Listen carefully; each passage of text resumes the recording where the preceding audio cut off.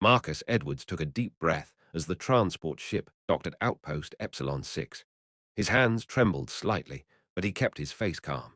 He was the first human male to join the Galactic Concord Security Force, or GCSF, and he knew the importance of making a good first impression. The airlock hissed open. Marcus squared his shoulders and stepped through. The bright lights of the station made him squint. The air smelled different here, sterile, with a hint of something alien he couldn't quite place. A group of officers waited in the docking bay. They looked at him with expressions ranging from curiosity to open amusement. Marcus had expected this. Humans were new to the galactic community, and many species viewed them as weak, primitive creatures who had stumbled upon faster-than-light travel through sheer luck rather than true intelligence. "So this is the human recruit," said a tall reptilian officer.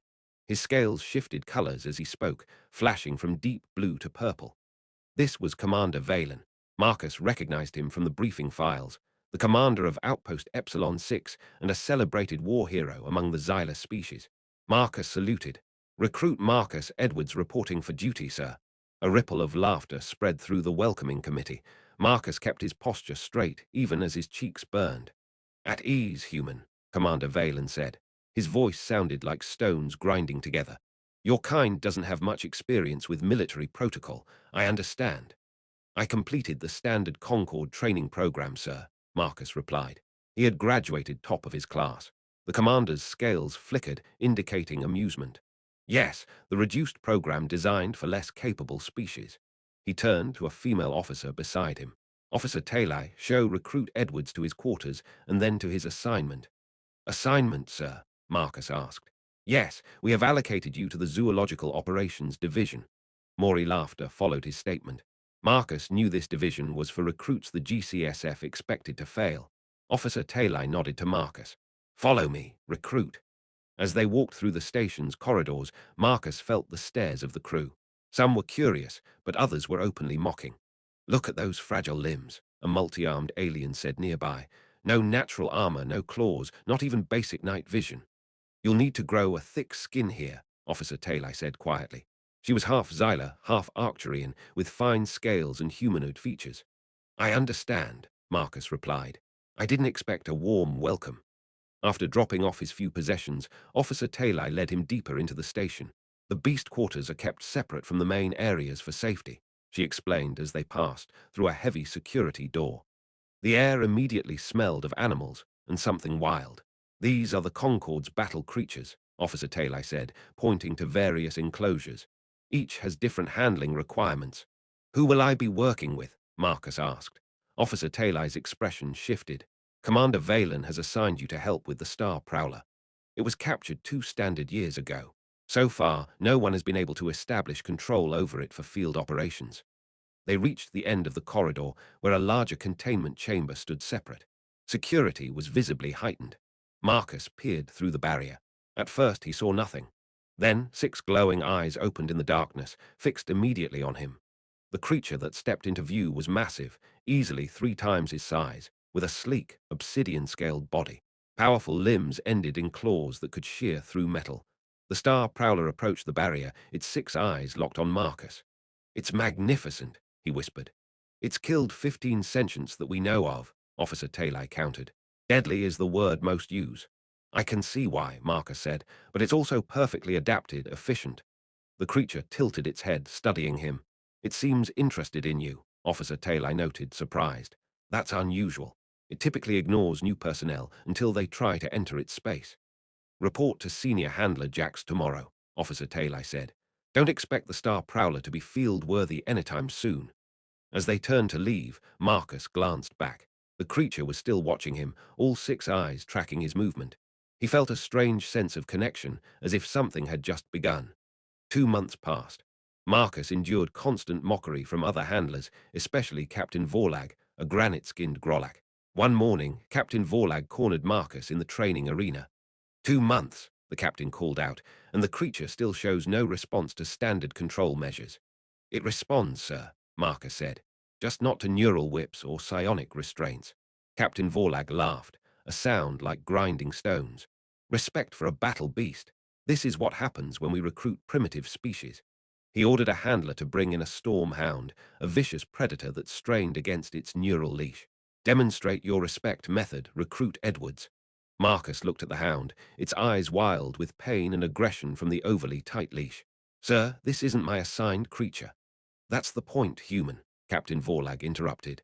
Real control requires technology and strength. The captain released the neural leash. The hound snarled and lunged. Marcus didn't run. Instead, he dropped to one knee, avoided eye contact, and made himself smaller, a submissive posture he had learned worked with Earth predators. The hound skidded to a halt, confused. Enough games, Captain Vorlag said, activating the creature's neural implant from his wrist. The hound yelped, then lunged at Marcus.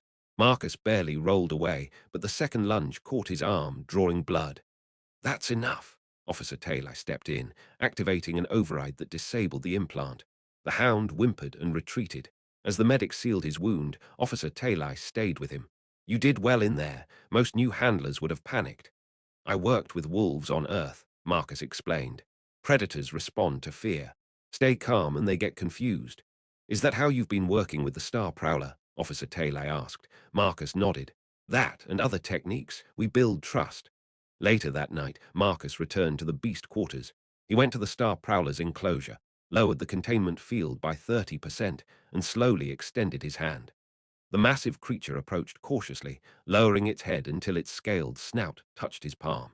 Marcus held perfectly still. The contact sent a shiver through him. You understand me, don't you? Marcus whispered. The creature made a low rumbling sound, almost a purr. Marcus had named him Shadow. The next morning, alarms blared. Red lights flashed. Zorgan vessel detected. They broke through the outer defense perimeter. The Zorgan, cybernetic raiders, were feared throughout the sector. Commander Valen ordered the battle creatures deployed, but chaos erupted. The neural control systems failed under the stress, and the harnessed creatures fought their own handlers. Edwards, get that harness on the Star Prowler now. Sector 9, life support, senior handler Jax shouted. Marcus looked at the harness, then at Shadow, pacing restlessly. Forcing the harness would trigger a disaster. There has to be another way, Marcus said to Officer Taylor. A massive explosion rocked the station. Zorgan boarding parties have breached, sectors 5 and 9. We need him deployed now, Officer Taylor said urgently. Marcus made his decision. I can control him without the harness. Trust me, Officer Taylor hesitated, then nodded. Do it. Marcus lowered the containment field completely. Shadow stepped forward free. Officer Taylor drew her weapon. Wait, Marcus said. He faced Shadow and made a series of quick hand gestures. The massive predator moved to his side, calm and ready for action. Incredible, Officer Taylor whispered. They moved towards Sector 9. They encountered 3 Zorgan raiders. Now, Marcus shouted, making a forward gesture. Shadow lunged with incredible speed, neutralizing the lead raider instantly. The others turned their weapons on the predator, but Shadow moved with deadly precision, deflecting the shots. Within moments, the 3 Zorgan were defeated. Shadow immediately returned to Marcus's side.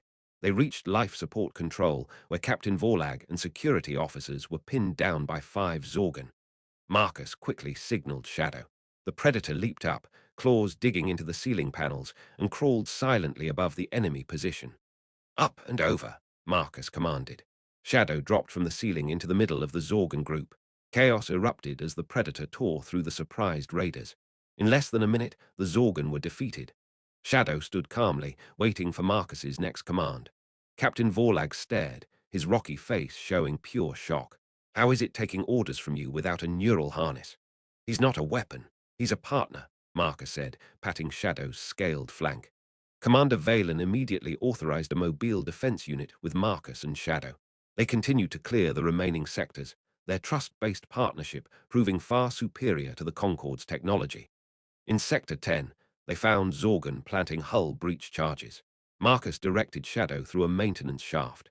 On his whistle signal, Shadow dropped silently behind the Zorgan, neutralizing them instantly. Good boy, Marcus said softly, letting his hand rest briefly on Shadow's scaled head. The massive predator leaned into the touch for just a moment. Captain Vorlag, watching the interaction, was stunned. It actually enjoys your approval. Maybe you've been thinking about them wrong, Marcus suggested. On Earth, even our most dangerous predators form bonds. We treat them as teammates, not just tools. The station was saved, and the Zorgan were driven back. Commander Valen met them in the command center. He looked at Marcus, then at the massive, calm shadow standing beside him, his scales shifting to profound respect. "Recruit Edwards," the commander said, his voice now filled with awe. "You have redefined the definition of military service." Marcus simply nodded. He knew his true first impression had finally been made. True power is not measured by the tools you possess, but by the trust you forge.